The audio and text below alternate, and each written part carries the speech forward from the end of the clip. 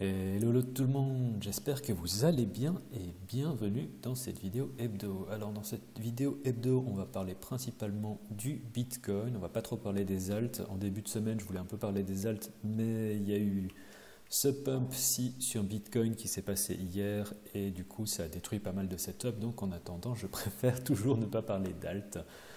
Qui plus est, j'ai parlé d'altcoin pendant 2 ou 3 fois au cours de cette année, il n'y a rien qui s'est passé, donc je préfère m'abstenir pour le moment.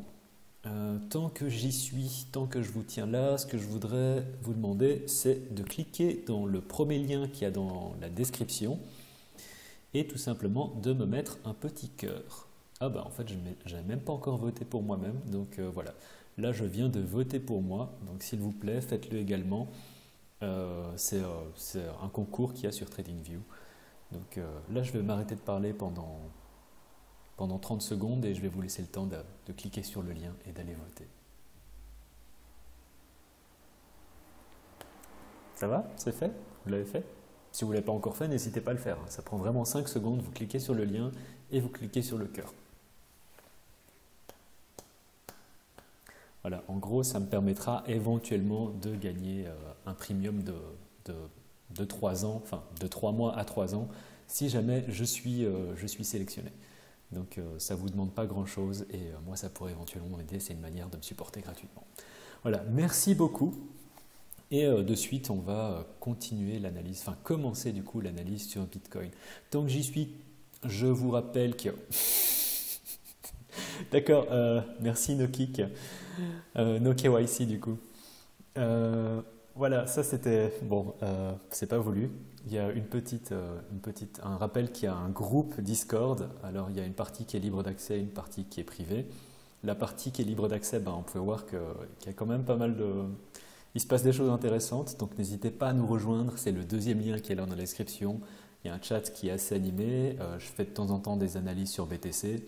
Là, ça fait longtemps que j'ai plus fait de call, mais dans la partie privée, j'en fais bien sûr encore toujours. Et cette semaine, ben, il y a eu ce short sur BTC qui a fait une dizaine de pourcents et ce short sur ETH vraiment qui était pile poil, qui est trop parfait, quoi. Là, on a fait 16%.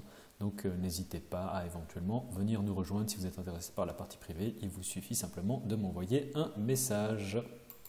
Donc, Bitcoin, et on ne va pas parler d'autre chose aujourd'hui parce que vraiment il n'y a que ça. Commençons. Alors le weekly.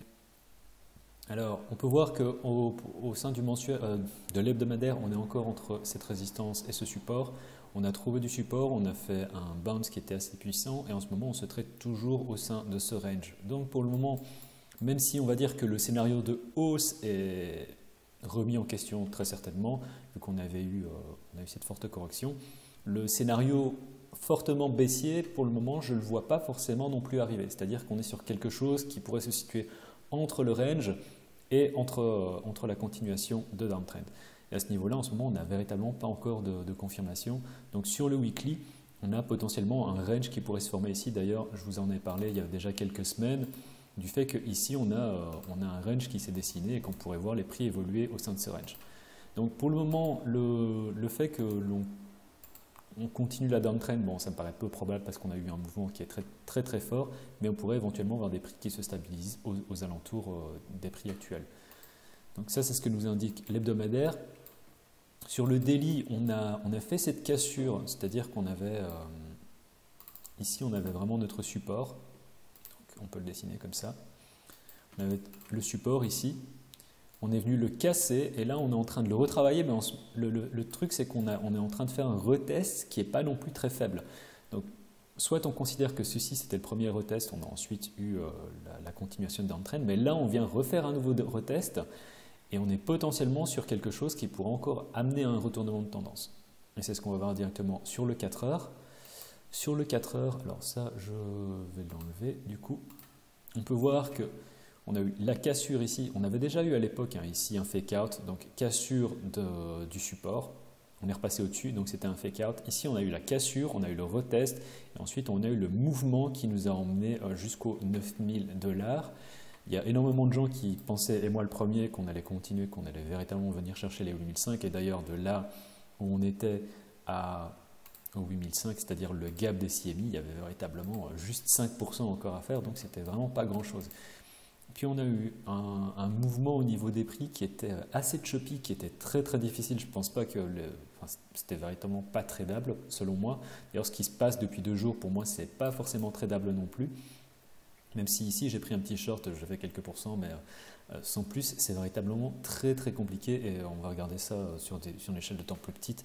Vraiment, même je pense que même les scalpers, en fait, ils se risqueraient pas forcément à trader les prix qu'on a actuellement. Donc en ce moment, on est à nouveau au sein d'un range et le plus simple, vu ce que je viens de dire, c'est qu'on a quelque chose qui est très très compliqué à trader en termes de prix, c'est tout simplement d'attendre une cassure.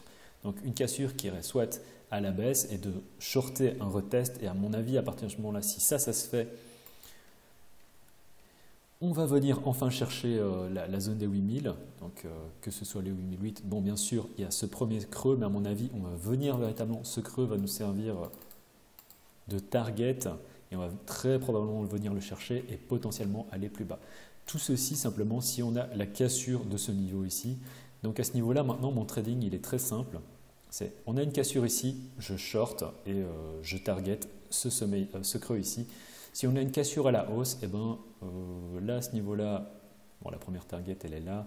Et après, ce serait davantage la zone des 11800 qu'il faudrait venir targeter. Avec ici, on peut voir qu'on a aussi une zone intermédiaire. Donc potentiellement, on pourrait avoir quelque chose d'abord ici qui se passerait. Donc si on arrive à passer au-dessus, retest, ça c'est la première zone de résistance.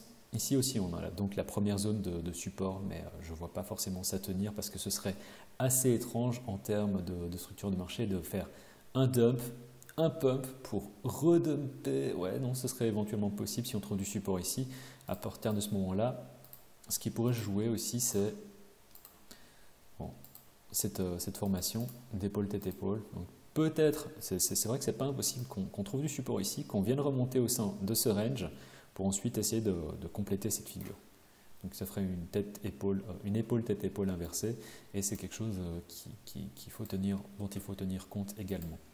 Mais je serais davantage dans l'idée de si on casse tout simplement ce support, que ceci ne tienne pas forcément la route et qu'on vienne véritablement chercher ce creux ici, voire plus bas. Après, on va voir comment est-ce que les choses évoluent au cours du week-end et peut-être de la semaine prochaine. Mais pour le moment, il n'y a pas grand-chose à dire. On va regarder ça en 1 heure, vraiment pour vous montrer comment est-ce que vous voulez trader ça. Vous pouvez vous dire, honnêtement, j'ai pris un short, je me suis fait sortir sur ce truc-là. J'ai repris un short ensuite au matin quand on a eu ce mouvement ici et ça fait quelques pourcents, mais ce n'était pas exceptionnel. Puis on est remonté, je me suis fait stopper, je n'ai même pas pensé à essayer de reprendre un short pour éventuellement aller là. C'est véritablement des prix qui vont dans tous les sens et c'est très très compliqué. Ici on avait un mouvement oui, qui est intéressant, ici aussi, mais c'est pas non plus voilà, c'est 4% et c'est la même chose ici, hein. Donc oups, excusez-moi. Donc à ce niveau-là, on a véritablement des prix qui sont très très choppy et j'éviterai tout simplement de trader ça et j'attendrai une confirmation soit avec une cassure à la hausse ou à la baisse. Et voilà, tout simplement c'est ce qu'il faut attendre. Si on a une cassure à la hausse, ce sera véritablement assez positif parce que du coup à ce moment-là, on aurait davantage vraiment des prix qui viendraient se trader au niveau de ce range et on pourrait venir chercher le milieu du range qui se situe là du coup. Si on vient recasser la partie inférieure du range, c'est vrai que à partir de ce moment-là, je pense véritablement qu'on va venir combler ce gap des CMI. Sinon, peut-être qu'on ne le comblera jamais, qui sait. Voilà.